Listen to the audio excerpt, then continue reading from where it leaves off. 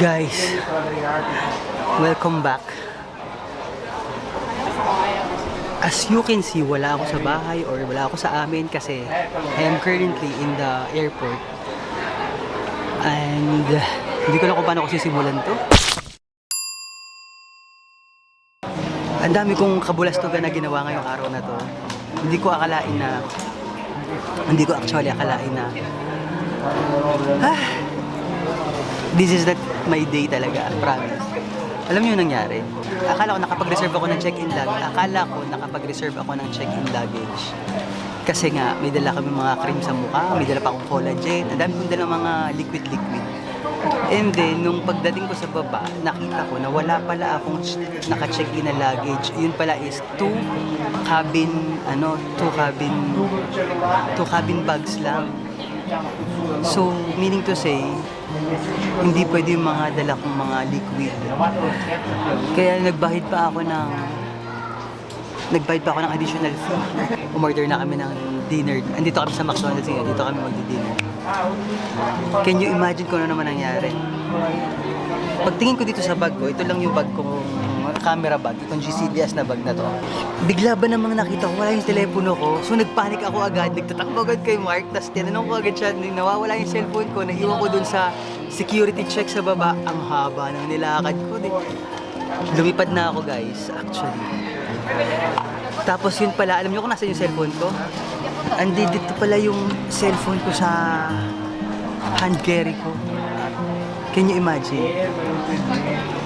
This is really not my day.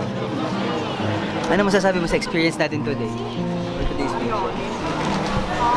Award talaga today. For today's video dahil katulad sa sabihin ng tita ko. Ay siya, kaya lang muna tayo. Yes. Mag-alas 9 na rin. Good evening, ladies and gentlemen. Welcome aboard. So after nga namin kumain ay dumiretso na kaming mag-boarding. Diyos ko, stress na stress ako talaga. Grabe. Mabuti na lang kamo, 30 minutes lang ang biyahe. Alam niyo yung literal na tumaas lang yung eroplano at bumaba na rin ito.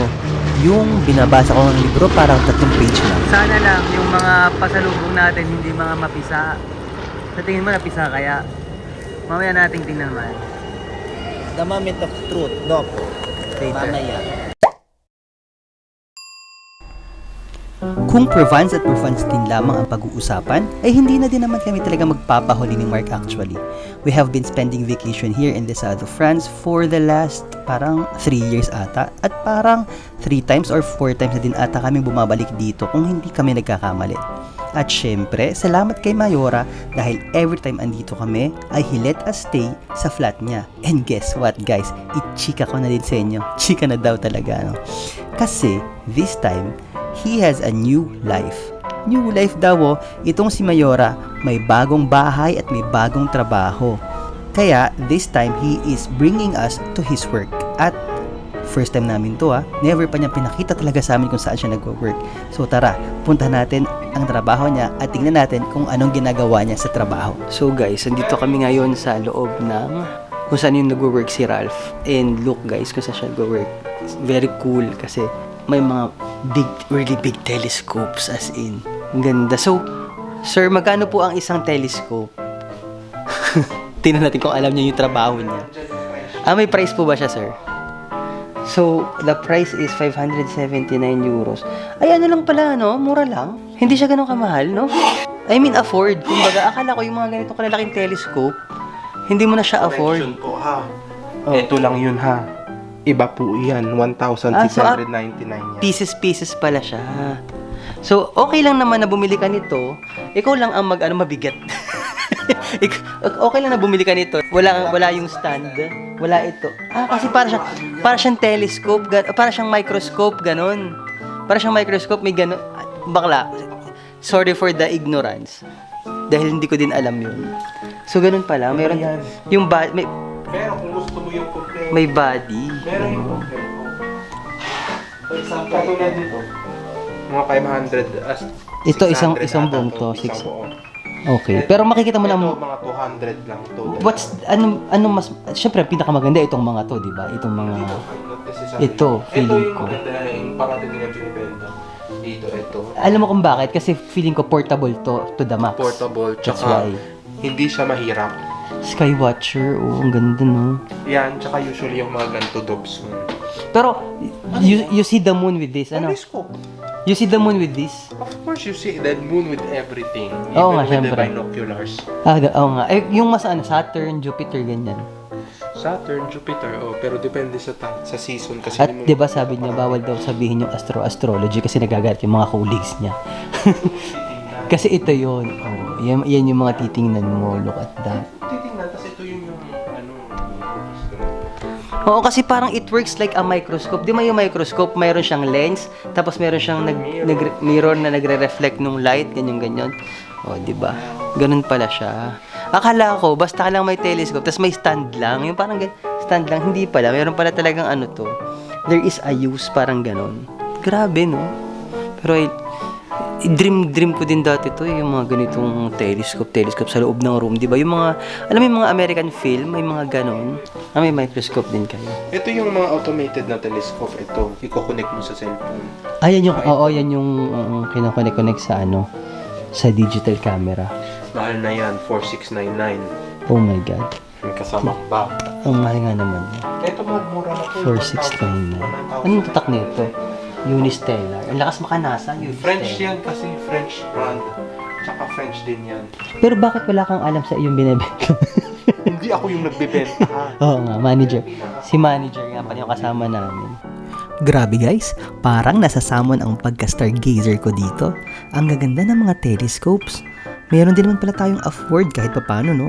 All those years kasi akala ko unreachable magkaroon ng isang ganito. Ang lakas makasiniskwela ng wag natin for today. Sa digdig ng agham, tuklasin ang kaalaman. Halina't lumipad sa digdig ng isipan. Pero syempre bakla, syempre ko yung manager, dapat alam mo yung basic. Bakit pa ganito kayo? Souvenir. Kung hindi sila naniniwala. Gift Hindi yan, astro, yan. Hindi, yun pala, yun may Peishi, may Kwan. Ay kasi nga constellation yan. Constellation yan, astronomy ring yan. Astronomy, hindi siya astrology. Pasampal ka ng mga colleague niya. Hindi, dahil kasi yung simbolo mismo is mga Kwan. Yes, that's constellation, di ka? Orion belt, ganyan. Moon rock. Pero ito Mars talaga rock. gusto ko talaga. Akala magkano isa nito? L by 1. 350. So nebula. Nebula to, no? Nebula to, no? Galaxies, deep galaxy. Wow, so shit. Ano ito yung presyo niya? Deep galaxy. Yung number niya. So these are like taken from the telescopes, no? No. No? Chika lang to, ganun. Pinaglululoko tayo ng mga to. Pero ito maganda rin to, 3D look. Hindi ko na kung nakikita niyo yung 3D yung Asteroid to yun. 3D yung asteroid rock. Tunay. ganda. Tunay, oo. Nasaan? Magkano yan? Mura lang yan. Asteroid rock. 26911. 9. Uy, gusto ko yun. €9.90. Yun na lang. Bibili ako niyan. Tapos, Dadalhin. ito. Balik ka dito, bibili ako ng isa. Ito Gusto ko yun. Mars, Asan? Moon rock. Mars rock. Totoo ba yan? Legit? Oo nga, legit nga. Wala naman, nagbebenta kami ng peke. Hindi kami nagbebenta ng peke dito ko. Yung yan naman ako kay manager, Diyos ko. Gusto ko yun. Ano yun? Asteroid? Ano mas maganda? Mahal Asteroid ha, or... 24 euro yan. Oo. Yung ganyung kaliit. Patingin niya, buksan mo naman kaya. Makapag-demand. Makapag-demand kami eh. Oh, bakit? Bibili naman talaga ako. Tigti 24 Wow, yan. ganun. Parang ano pala, akala ko naman bato Kliyente ka, talaga po. girl.